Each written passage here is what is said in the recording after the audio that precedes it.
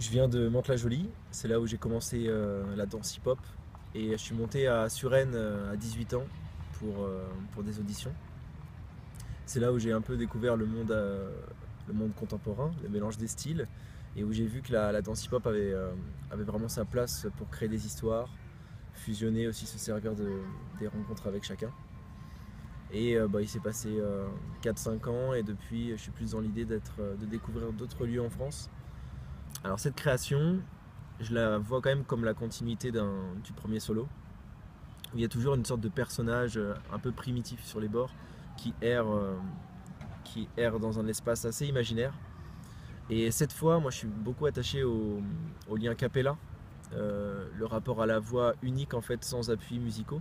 Et cette fois-ci, j'ai eu l'envie d'avoir un appui extérieur qui vienne faire les transitions, apporter autre chose que juste l'interprète sur scène.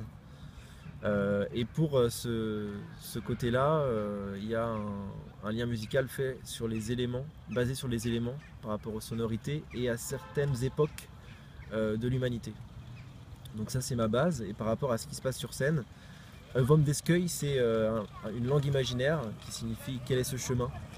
Je pratique cette langue depuis 2 ans et il y a et ça commence de plus en plus à prendre son sens, on va dire, cette langue spontanée à la base, qui trouve quelques mots à traduire de plus en plus.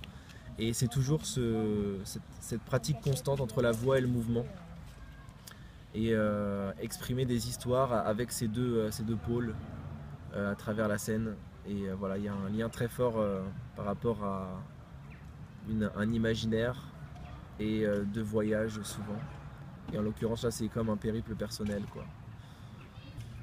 De typiquement hip-hop, je pense qu'il reste rien. Je pense que en fait, les, les bases qu'on nous enseigne, en l'occurrence moi c'était cette danse debout, donc le pop, le lock, le break dans la danse hip-hop, ça a été des bases qui m'ont ouvert des champs, on va dire artistiques. Et ces bases elles sont ancrées en moi, c'est ça qui m'a ouvert à la musique, ouvert à la communication.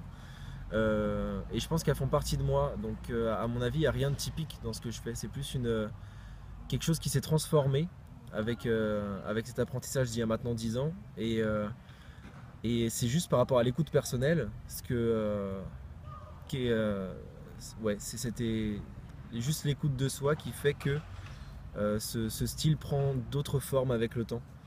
Et vu que je travaille avec très peu de bande son, souvent par ma propre voix, j'ai remarqué que c'est beaucoup un lien avec des danses ancestrales et festives de millénaires pour moi. Donc il y a autre chose qui s'ouvre quoi.